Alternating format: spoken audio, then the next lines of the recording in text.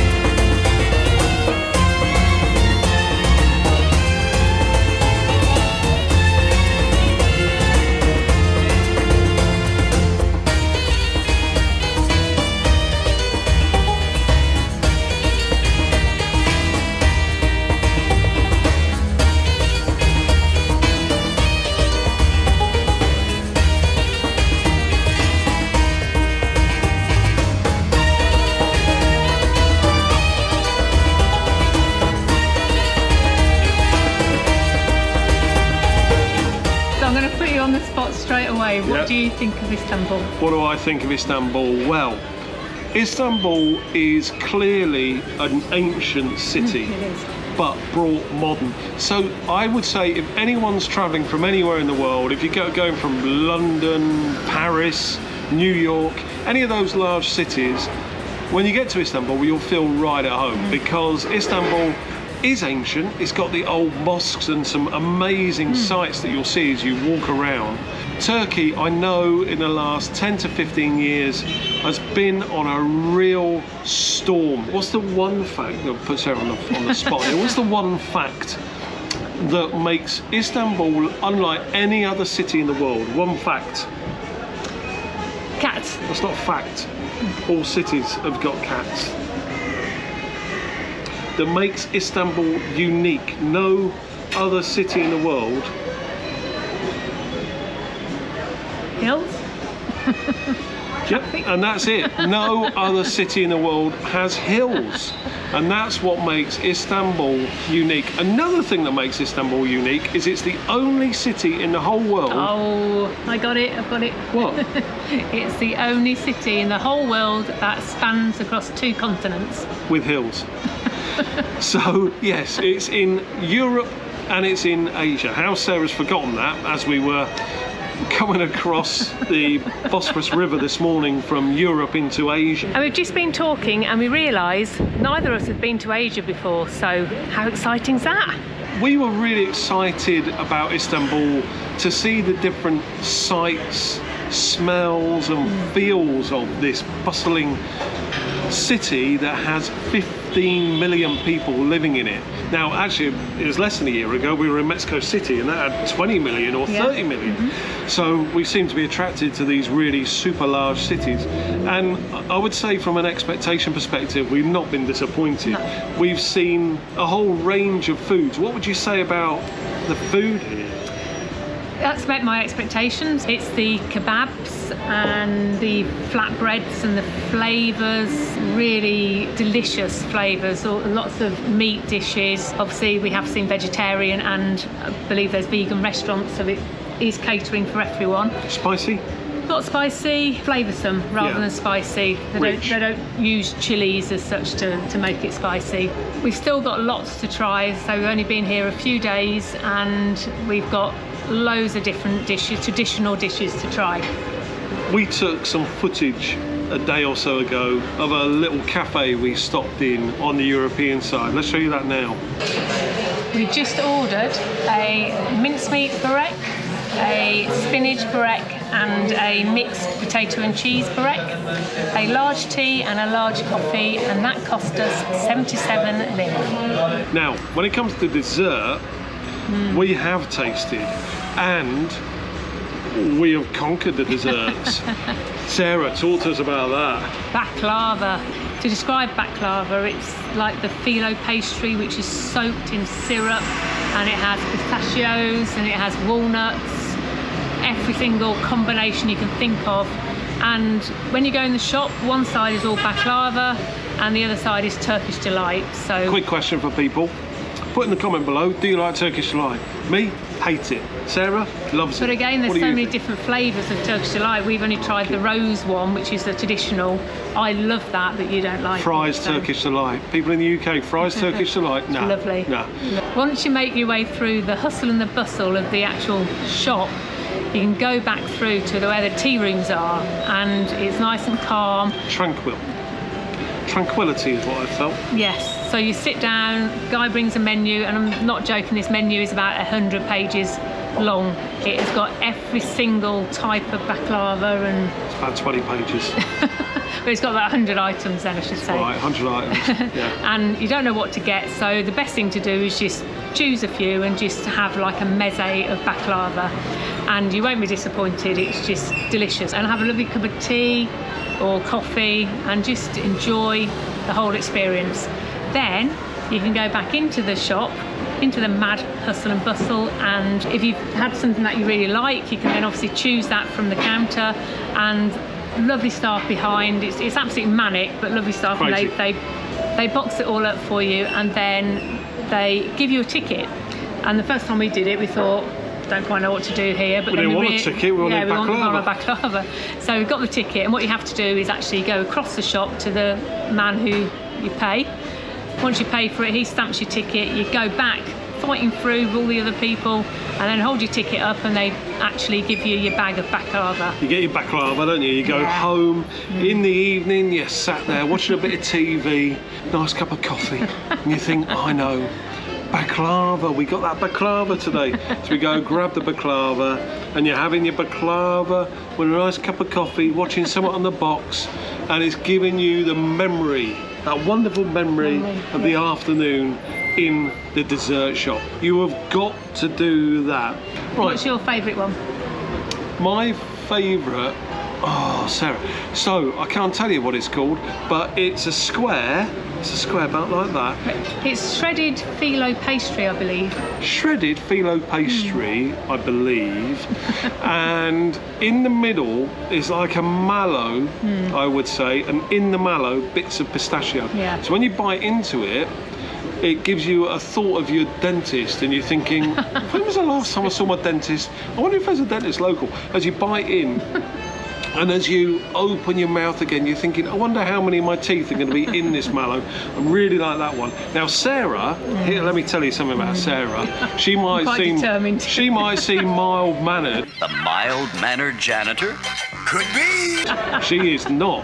So, you know, she's not. Do you know what I want? When we were in this place, and as Sarah says, it's crazy. It's absolutely madness, all going on around you. And they've got probably 100 different baklavas. So I think most people will go, excuse me, oh, that one, yeah, that one. Sarah, she's going, that one, I know, not that I one, know which one I no, want. not that one, no, not that one. No, lift that. No, under, round there. That one. I think I'm quite annoyed. Very. I knew I wanted the one which is like a diamond cut shape, and that's She the wanted it walnut diamond one. cut specifically. It's because it's called the homemade walnut very dictatorial. one, and I knew that was the one I'd had in the cafe, and that was the one I wanted to take home. That's the one she had. Yeah. She's not going to be told by anyone that she can't have the baklava she wants. Fair enough. It's not like we haven't had our challenges since we've been in Istanbul. It wouldn't be us if we didn't have any challenges, would it? We had a couple. So one is a surprise for me about Istanbul is it is hilly. Really hilly. That really took us by surprise. So I'm just going to put over us talking now. As we come out of our apartment, turn right to go down to the Bosphorus River. You've got steps, and they go down and down. Look at this, down and down and down. When we got to the bottom, I said to Sarah, how many steps are there? Do you know, she didn't even bother counting. I did it for her, on her behalf, today. A little test for you, Sarah, and that is, I'm going to give you 5 chances of guessing. I'm going to give you higher or lower. Oh, no, okay. Of guessing how many steps there were to get down there. Okay. Okay. Now, if you get it in 5, I will take 5 gulps of this beer. Okay. If you don't, you will take 5 gulps of that beer. Okay. Right. How many steps were there? thought you were giving me a higher or lower. You got to guess with the first one. So on screen now, this is how many steps there were. So Sarah, how many steps were there? 370. Lower. 300. We know. 320. Lower. Oh, interesting. 280. It's the third one. Higher. 292. Higher. I think she's got beer to drink. 298. Higher. That's 5. But the way she's going, she's rubbish at this kind of stuff. I'm going to give you 2 more bonus chances. 298. Okay. 307. Higher. 315. You need to have 7 gulps of beer. You were 7? close. No, 5. Come on. You were close. 308. Ah. There we go. Go on. Gulp. Stop. I've had 3. That's my gulp. I've had 3. I'm not taking another 4. Gulp.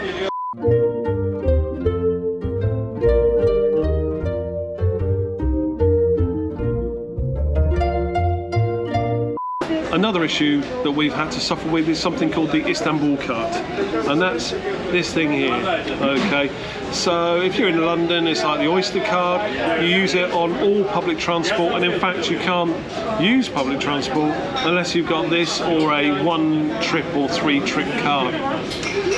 You should be able to go to pretty much any metro stop. There are machines at those metro stops, and you should be able to press a button, and for just a few Turkish lira, get yourself this card, and then you just top it up as you need it. Not that easy. This is the Istanbul card. You need this to be able to ride any transport here in Istanbul. Thing is, at the moment, it's a little bit tricky. They're either short of these cards, or the ones they have got, they're discontinuing. There is an app for your phone. I've downloaded the app. Didn't work with our passport or anything about it. Right after night time.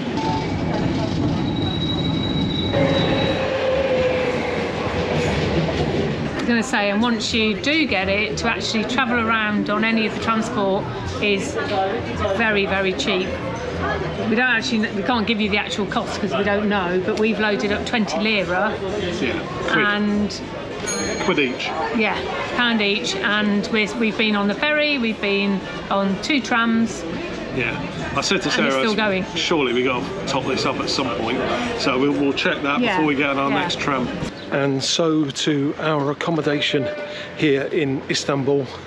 We're just literally a 5-minute walk from Taksim Square, and in the opposite direction down there is the Bosphorus River. So let's show you around our accommodation here in Istanbul, and we'll also tell you what it cost us. Our very favourite part of Istanbul is coming right up. So getting into our apartment through the entry door, we get to our own front door. Turn right, that takes you to the kitchen. On the way, somewhere to store your shoes, and then we are presented with a number of appliances, everything from fridge, freezer, hob, microwave, and even a dishwasher. There's also plenty of cups, plates, knives and forks, all the things you need to feel at home. Then through to the lounge, where you see we have a place to work, table and chairs, and that elusive settee. So difficult to find a good quality settee in our accommodation. We have a large screen TV and super fast internet. And then downstairs to the bedroom quarters. When you turn left, that takes you into the master bedroom with plenty of storage, a small TV on the wall, and a very, very comfortable but firm bed. Then through to the bathroom, where you can see there is a traditional hammam shower, a well-organised bathroom area, and a washing machine and dryer. All in all, one of the best accommodations we've used thus far. The last thing for us to talk about in our first impressions of this, frankly, fantastic city is our 4-legged furry friends. Oh, they're everywhere. So what can you tell me about the cats of Istanbul, Sarah? Everywhere you look, there are cats. They're just so well looked after by the locals. It's just wonderful to see every cat. I mean, some are a little hobbly and some have got poorly eyes and things, but overall, the community really looks after them, and they're well fed and they're well housed. There's little boxes and little kennels for them, and they're so friendly. Some are a bit, you know, cats like, are yeah, but majority, as you walk past them, they just run to you because they want a little tickle or a little cuddle. It might look like I've just picked this cat up. I didn't. He basically worked his way into my arms like this, as if to say, you take me home now. I would take him home. We keep moving, don't we? So I can't take you home if we keep moving, can I? Hey? No. Come on then, I'm going to put you down because... Here we go. Because what can we do? What can we do? Nothing we can do about that, is there? Nothing we can do. Is there? Hey? There's nothing we can do. Is there? Oh. Yeah, I know. I would love to be friends. So Jim, you haven't seen us for a few days. Alright. And it's just so lovely. You were talking to 2 or 3 this morning. Coming down the stairs. Coming down the stairs, and you were like the Pied Piper. But what happens? What's the thing you've learned about what happens with the cats? They stop when it gets to the end of their territory. It's really interesting because I was getting followed this morning, and I was worried that I was walking towards a really busy main road, and I was thinking I don't want to be responsible. And all these little cats following us. And got to a certain point, and they all stopped, and they just jumped on a roof. All the cats got their own little area, and they operate within that. They just know not to go over that territory. You might see I'm smiling on camera because we're in this bar. And there's a cat just down here, and the guy working in the bar, he's feeding him, and this is Istanbul all over. If you are watching us from Istanbul, we salute you because we love cats. We'd have taken probably we should have taken them all in by now. We just love them. But we absolutely love cats. And what we got to say, we were discussing this ourselves earlier, is cats in Istanbul, I think, have a better life than the normal cats you see in the UK. So in the UK, we're used to having cats around us, and we give them a home and we feed them, and it's all good. Here, there are house cats, but just about every cat you see, they're street cats.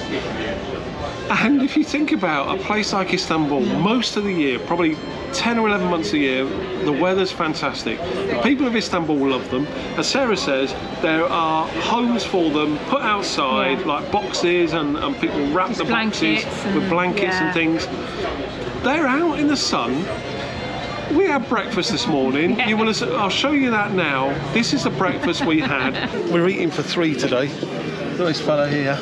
He's been here for a little while, and he's interested in cured meats. That cat, I kid you not, he had all of the salami on that plate. All of it. We didn't touch the salami. And he started to get a bit aggressive because we gave him his first bit. He went, that's nice, I'm coming up on the table, I'm having the next bit. Just have a little chat with him and say, look, you're going to get all the salami. Back off, relax. Once he realised that we understood that he knows the way the game's played, he chilled. So that's our first impressions of Istanbul. We are going to be leaving Istanbul and heading down the coast to the city of Izmir. And then from Izmir, we're planning to go right down the turquoise coast, aren't we? Wait. If you're new here, we sold everything we own to travel the world for the next 10 years, and we are tracking our budget every step of the way. Yeah, it's normally Sarah's line, but subscribe and ring that little bell so you get updates of when we get more content out. You've been watching To Go Rome. See you next Saturday. Bye. Bye.